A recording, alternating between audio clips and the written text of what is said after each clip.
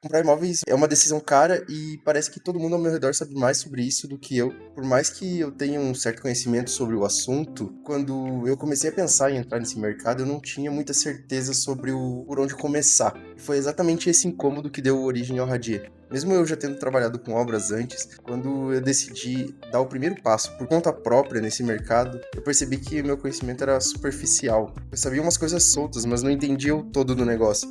E quando esse passo envolve muito dinheiro, entender o todo faz diferença. Então eu decidi dar um passo atrás e entender melhor como esse mercado funciona. Eu fui atrás de algumas informações e é isso que eu quero trazer nesse vídeo. Não é o guia derradeiro sobre como comprar um imóvel ou qual decisão certa se tomar nesse tipo de situação, mas eu quero compartilhar por onde eu tô começando e mostrar por que esses passos importam, assim, pelo menos para mim. A primeira coisa que eu entendi é que entender os imóveis não começa pelo imóvel em si. Antes de olhar anúncio, o bairro, as plantas dos empreendimentos, eu precisei entender algumas coisas, como juros, crédito imobiliário, inflação, ciclo de mercado, porque o preço de um imóvel não sobe e cai do nada. Ele responde ao dinheiro disponível, ao custo de crédito, ao momento da economia, e aí já não é uma questão de opinião, é como o mercado funciona. E ignorar esse ponto me torna refém do timing e do discurso do momento. Num segundo momento, eu comecei a olhar o imóvel como um ativo, e aqui as coisas já mudam um pouco. O preço aqui não é o valor. Eu quero entender o retorno, a liquidez, os riscos, o custo. Um imóvel pode ser lindo, mas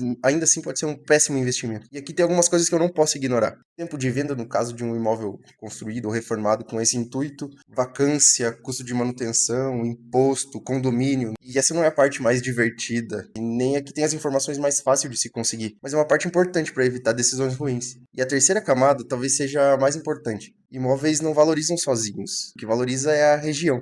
Mobilidade, infraestrutura, zoneamento, perfil dos bairros, tudo isso pesa no longo prazo mais do que o imóvel propriamente dito. Os bairros mudam e os imóveis vão junto. Agora eu quero compartilhar um pouco do que eu fiz na prática. Eu comecei pelo básico, eu entrei em alguns sites de anúncio de imóveis, pesquisei preços por metro quadrado, entendi quais bairros estavam tendo mais anúncios, tentei entender para qual região a cidade estava se desenvolvendo um pouco mais, e a partir disso cheguei em umas informações básicas, e até algumas informações que por si só a gente não pode tirar uma conclusão precipitada, como por exemplo, Curitiba está entre as 10 cidades do Brasil com um metro quadrado mais caro. Isso pode representar um mercado pulsante, um mercado muito vivo, como pode representar um mercado saturado. Então eu preciso de mais informação para entender esse dado. Depois de ter essa noção básica, eu fui conversar com quem entende. Fui em algumas imobiliárias conversar com corretores. E isso foi muito importante, porque a minha ideia inicial era de repente começar por um imóvel mais antigo, que na minha cabeça teria um preço mais barato, reformar, fazer um retrofit, mas logo de cara o corretor me falou que essa é uma modalidade que está um pouco saturada e trouxe algumas outras ideias, como comprar um lote um pouco mais afastado do centro, construir uma casa e vender essa casa. Segundo ele, esse é um produto que tem uma demanda um pouquinho maior. E essa importância de trocar essa ideia com quem está vivendo o mercado, porque às vezes eu tenho uma ideia que não condiz com a realidade, porque eu vi na internet, porque eu escutei alguém falar,